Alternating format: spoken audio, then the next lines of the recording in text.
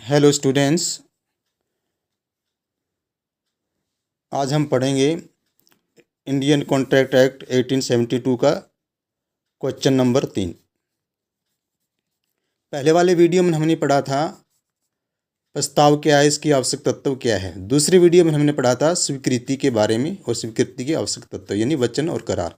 आज हम पढ़ेंगे संविदा के बारे में, यानी संविदा क्या है, संविदा से आप क्या समझते हैं, संविदा को परिभाषित कीजिए, संविदा के आवश्यक तत्व क्या है। इस प्रकार का एग्जाम में कई बार क्वेश्चन आ सकता है और आता भी है।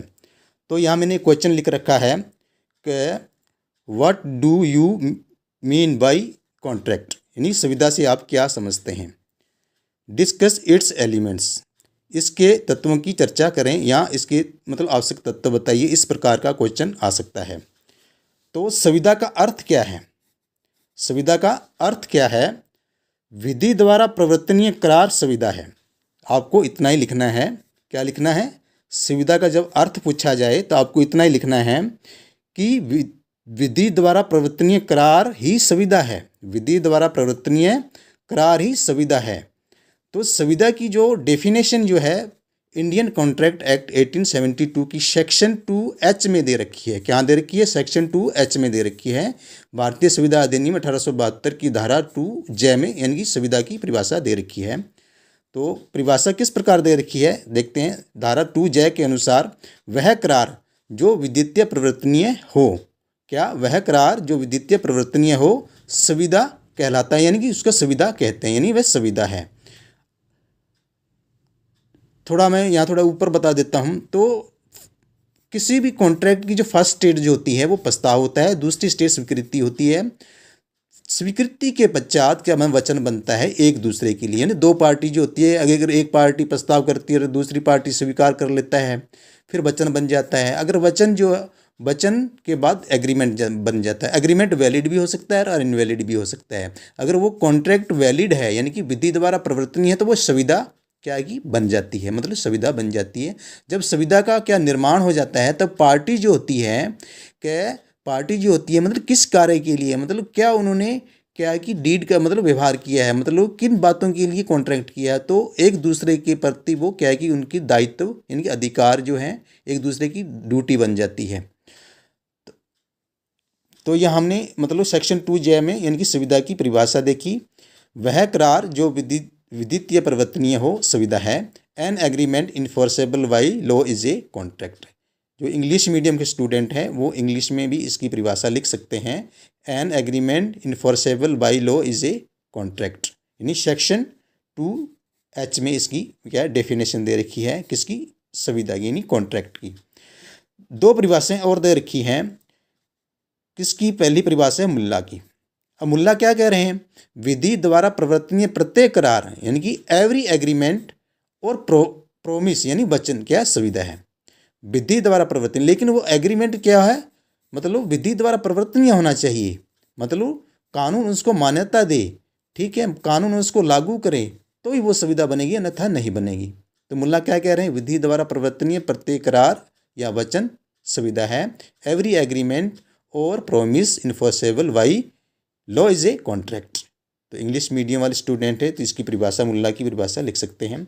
नेक्स्ट परिभाषा सामंड की। सामंड क्या कह रहे हैं? संविदा एक ऐसा करार है जो पक्षकारों के बीच दायित्वों का सर्जन एवं उन्हें परिभाषित करता है। कॉन्ट्रैक्ट इज ए एग्रीमेंट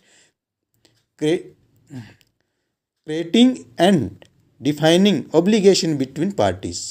तो इस प्रकार इनकी संविदा की तीन परिभाषाएं हैं। एक तो सेक्शन 2J में दे रखी है, दूसरी मुल्ला की और तीसरी परिभाषा सामंड की है। अब हम देखते हैं संविदा की आवश्यक तत्व क्या क्या है। तो पहला आवश्यक तत्व है एग्रीमेंट, यानी कि एक संविदा में एग्रीमेंट का होना आवश्यक है। बिना एग्रीमेंट के संविदा हो ही नहीं सकती, मतलब संविदा की कल्पना नहीं की जा सकती। मतलब एक संविदा में यानी कॉन्ट्रैक्ट में एग्रीमेंट का होना नितांत आवश्यक है, मतलब नेसेसरी है। बिना एग्रीमेंट के संविदा का निर्माण होता ही नहीं है। तो एक एग्रीमेंट में क्या क्या बातें हो सकती है, मतलब एक पक्षकार जो है प्रस्तावकर्ता होना चाहिए और दूसरा पक्षकार क्या है उस प्रस्ताव को स्वीकार कर रहा हो, ठीक है। और क्या है कि प्रस्तावक और स्वीकर्ता जो होता है तो एक दूसरे के लिए, इन दोनों के लिए प्रतिफल भी होना चाहिए। अगर ये तीनों बातें हैं तो वो क्या है कि एग्रीमेंट है उसको हम एग्रीमेंट कह सकते हैं। अगर वो एग्रीमेंट कानून द्वारा प्रवर्तनीय यानी विधि द्वारा प्रवर्तनीय है तो वो संविदा कहलाता है। तो संविदा का आवश्यक तत्व क्या है? एग्रीमेंट है। दूसरा आवश्यक तत्व है पक्षकारों का सक्षम होना यानी कैपेटेट होना। मतलब कि कौन कौन व्यक्ति जो है संविदा कर सकते हैं, कौन व्यक्ति संविदा नहीं कर सकते। ठीक है, तो वह व्यक्ति जो क्या है कि मेजर है यानी कि वयस्क है। क्या है? मेजर है, जो वयस्क है। अब वयस्क कौन है कि भारतीय संविदा यानी भारतीय वयस्कता अधिनियम 1875 सेक्शन 2(3) में ये बता रखा है कि वह व्यक्ति कि जिसने अपनी एज जो है 18 वर्ष से क्या है कि अधिक है यानी उसने 18 वर्ष से अधिक आयु प्राप्त कर ली है तो वह व्यक्ति जो है कॉन्ट्रैक्ट कर सकता है। मतलब वह व्यक्ति कॉन्ट्रैक्ट कर सकता है। मतलब 18 वर्ष से कम आयु का यानी अंडर एज व्यक्ति जो है 18 अंडर एज व्यक्ति जो है वो कॉन्ट्रैक्ट नहीं कर सकता। ठीक है, उसके द्वारा जो कॉन्ट्रैक्ट किया गया है अगर आवश्यक यानी कि जिसकी उम्र 18 वर्ष से कम आयु की है तो उसके द्वारा कॉन्ट्रैक्ट किया है तो वह तो कॉन्ट्रैक्ट वॉइड होगा, शुरू से वॉइड होगा। ठीक है, दूसरी बात मतलब वह व्यक्ति स्वचित का होना चाहिए। मतलब अनसाउंड माइंड नहीं होना चाहिए, पागल व्यक्ति नहीं होना चाहिए। ठीक है, अगर दो पार्टी में एक पार्टी जो पागल व्यक्ति है, क्यों पागल व्यक्ति के साथ सुविधा हो ही नहीं सकती यानी कॉन्ट्रैक्ट कर ही नहीं सकता, प्रस्ताव न कर सकता है, न स्वीकृति कर सकता है। इसलिए जो कॉन्ट्रैक्ट जो होता है, सुविधा जो होती है स्वचित व्यक्तियों के बीच में होती है। स्वचित का मतलब होती है मतलब दो पार्टी जो है क्या कार्य कर रहे हैं उनकी प्रकृति को एक दूसरे के रूप में समझते हो। ठीक है, प्रकृति के कार्य को समझते हो, उसको रिजल्ट यानी परिणाम को समझते हो तो वह व्यक्ति स्वचित है। ठीक है, तो हमने वयस्क के बारे में पढ़ा और स्वचित के बारे में पढ़ा। ठीक है, अब वयस्क कौन है? 18 वर्ष से मतलब उसकी एज जो 18 वर्ष से अधिक आयु के वयस्क। अगर कोई ऐसा व्यक्ति जो है अगर उसे मतलब कोर्ट ने उसको गार्डियन अपॉइंट किया है तो ऐसा व्यक्ति मतलब 21 वर्ष का आयु का मतलब क्या है कि वो व्यक्ति है वो क्या है कि कॉन्ट्रैक्ट कर सकता है। ठीक है, और असक्षम होना मतलब ऐसा व्यक्ति मतलब अगर कोई व्यक्ति जो है कोर्ट द्वारा मतलब असक्षम घोषित किया गया है मतलब सुविधा करने के लिए कोर्ट द्वारा तो वह व्यक्ति सुविधा नहीं कर सकता। ठीक है, तो यहाँ 3 बातें हैं मतलब के पक्षकारों का सक्षम होना। ठीक है, नागरिक का मतलब होता है मतलब कोई भी व्यक्ति है मतलब इंडियन नहीं है भी फॉरेन व्यक्ति भी यहाँ भारत में आकर यानी भारतीय इंडियन व्यक्ति से कॉन्ट्रैक्ट कर सकता है। ठीक है, कॉन्ट्रैक्ट कर सकता है। यहाँ मैंने एक केस लिखा है मोहरी बीबी बनाम धर्मोदास घोष। ठीक, 1903 का केस है यानी कि कोलकाता का केस है ये। इस केस में क्या होता है कि ब्रह्मदत्त क्या होता है? एक मनी लैंडर होता है। क्या मनी लैंडर होता है? मतलब पैसे मतलब कि पैसों का मतलब लेन देन करता है। और केदारनाथ उसका एजेंट होता है। ठीक है, अब डीजी मैंने यहाँ लिखा, डीजी का मतलब है धर्मोदास घोष। अब धर्मोदास घोष क्या है? जब वो क्या है कि अपनी प्रॉपर्टी जो है क्या केदारनाथ को क्या करता है मतलब मॉर्गेज करता है, उसके एवज में वो क्या है कि 20,000 रुपये प्राप्त करता है किससे? केदारनाथ से। ठीक है, केदारनाथ थे जब केदारनाथ ने मतलब रिकवरी करने के लिए इस पर मतलब केस किया, सूट फाइल किया किस पर? डीजी पर, ये धर्मोदास घोष पर। ठीक है, तब क्या हुआ जो मोहरी बीबी यानी कि जिसका पुत्र धर्मोदास घोष था। ठीक है, उसकी मदर थी मोहरी बीबी। तो मोहरी बीबी ने एक लेटर लिखा किसको? किसको? केदारनाथ को। ठीक है, भी डीजी यानी धर्मोदास और केदारनाथ के बीच में जो कॉन्ट्रैक्ट हुआ था उस समय क्या है कि डीजी था यानी धर्मोदास था कि मतलब अंडर एज था, मतलब उसकी आयु जो है 18 वर्ष से कम आयु की थी। उसने जो प्रॉपर्टी मॉर्गेज की थी किसको? केदारनाथ को। उस समय वो अंडर एज था, इसलिए उनके दोनों के बीच में जो कॉन्ट्रैक्ट हुआ था वो वाइंड था यानी कि शुरू से यानी प्रारंभ से ही शून्य था। तो इस मामले में क्या है कि कोर्ट ने क्या है कि कॉन्ट्रैक्ट को वाइंड माना और शून्य मतलब घोषित किया। नेक्स्ट है आपका तीसरा आवश्यक तत्व है आपका स्वतंत्र सहमति का होना। ठीक है, स्वतंत्र सहमति का मतलब होता है कि जो पार्टी जो है प्रस्ताव या स्वीकृति कर रहे हैं, ठीक है, वो क्या है कि फ्री कंसेंट से कर रहे हो। ठीक है, क्या फ्री कंसेंट से कर रहे हो। ठीक है, अगर ए है जो अपना प्रस्ताव मतलब फ्री कंसेंट से कर रहा है और बी जो है स्वीकृति फ्री कंसेंट से कर रहा है।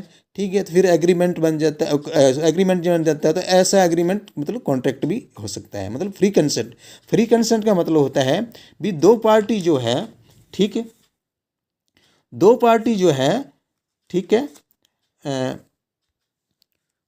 फ्री कंसेंट तब कही जाती है जब मतलब वो क्या है कि पर पीरियड असमक असर कपट या दुर्व्यसन द्वारा नहीं की गई हो। ठीक है, दुर्व्यसन द्वारा नहीं की गई। स्वतंत्र सहमति के बिना किए गए करार शून्यकरणीय होते हैं। मतलब फ्री कंसेंट के बिना किए गए एग्रीमेंट क्या होते हैं, वॉइडेबल होते हैं। क्या होते हैं, वॉइडेबल होते हैं। क्या होते हैं, वॉइडेबल होते हैं। या मैं एक थोड़ा एग्जाम्पल से आपको मैं थोड़ा समझाता हूँ। जैसे ए जो है, ठीक है, क्या कि एक मतलब गंभीर बीमारी से ग्रसित है, ठीक है, गंभीर बीमारी से ग्रसित है। और बी जो होती है एक कंपनी होती है, बीमा कंपनी, ठीक है। इससे क्या है कि अपनी गंभीर बीमारी को छिपाकर यानी कि बी से जो बीमा कंपनी होती है उससे क्या है कि वो एक बीमा करवाता है, ठीक है। तो यहाँ ए क्या कर रहा है, फ्रॉड कर रहा है। तो इस प्रकार का जो कॉन्ट्रैक्ट है वो क्या होगा, वॉइडेबल होगा, शून्यकरणीय होगा, बाद में शून्यकरणीय हो सकता है, ठीक है। नेक्स्ट टॉपिक आपका है विधिपूर्ण प्रतिफल या उद्देश्य का होना, ठीक है। विधिपूर्ण प्रतिफल, उद्देश्य का होना, लॉफुल कंसिडरेशन एंड ऑब्जेक्ट। इसका मतलब ये हुआ विधिमान्य संविदा का मतलब ये मतलब चौथा आवश्यक तत्व है। मतलब कौन सा, चौथा आवश्यक तत्व है। संविदा के लिए प्रतिफल आवश्यक है। प्रतिफल रहित करार प्रवर्तनीय नहीं होता है, ठीक है। मतलब कोई भी संविदा है तो उसमें प्रतिफल होना आवश्यक है। बिना प्रतिफल के सुविधा हो ही नहीं सकती, यानी सुविधा की कल्पना नहीं की जा सकती, ठीक है। प्रतिफल होना आवश्यक है। प्रतिफल कितना भी हो सकता है, मिनिमम भी हो सकता, कम से कम क्या है कि हो सकता है, और अधिकतम कितना भी हो सकता है, ठीक है। नेक्स्ट टॉपिक आपका है शून्य घोषित नहीं हो। कौन, शून्य घोषित नहीं होनी चाहिए। मतलब कौन सुविधा जो है शून्य घोषित नहीं होनी चाहिए। शून्य घोषित का मतलब होता है कि दोनों पक्षकारों द्वारा तथ्य की भूल के अधीन किया गया करार हो, ठीक है, तो वो शून्य घोषित किया जा सकता है। प्रतिफल के बिना किया गया करार जो है वो क्या कि वॉइड होता है, शून्य जो होता है। तो ऐसी सुविधा जो है अगर बिना प्रतिफल के की गई है तो वो क्या होगी, शून्य होगी। अगर विवाह में अवरोध पैदा करने वाला कोई एग्रीमेंट है तो वो भी शून्य होगा। व्यापार में अवरोध पैदा करने वाला एग्रीमेंट है वो भी क्या है कि शून्य होगा। अनिश्चित अनसर्टेनली जो करार जो एग्रीमेंट जो होते हैं वो भी क्या होते हैं, वॉइड होते हैं, शून्य होते हैं। यानी असंभव कार्य करने का कोई एग्रीमेंट है तो वो भी क्या होता है, शून्य होता है, ठीक है।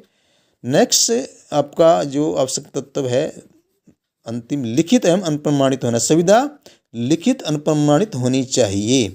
अगर कहीं भी अगर कोई बात लिखी गई है, किसी संविदा का भारत में प्रवर्तित किसी विधि के अधीन लिखित अनप्रमाणित होना अपेक्षित हो। अगर कोई कॉन्ट्रैक्ट हो रहा है उसके बारे में अगर कोई कानून बना है, कानून ये बना है कि भी अगर सुविधा की जाएगी तो वो लिखित या रजिस्टर्ड होगी, ठीक। तो वहाँ ऐसी सुविधा रजिस्टर्ड या लिखित में क्या है कि अनुप्रमाणित होना आवश्यक है। तो यहाँ हमने आवश्यक तत्व पढ़े। आवश्यक तत्व मतलब कितने, 6 प्रकार, 6 मतलब 6 प्रकार के हैं। पहला एग्रीमेंट का होना, एग्रीमेंट का होना, पक्षकारों का सक्षम होना, स्वतंत्र सहमति का होना, विधिपूर्ण प्रतिफल उद्देश्य का होना, शून्य घोषित नहीं हो, लिखित अनप्रमाणित होना।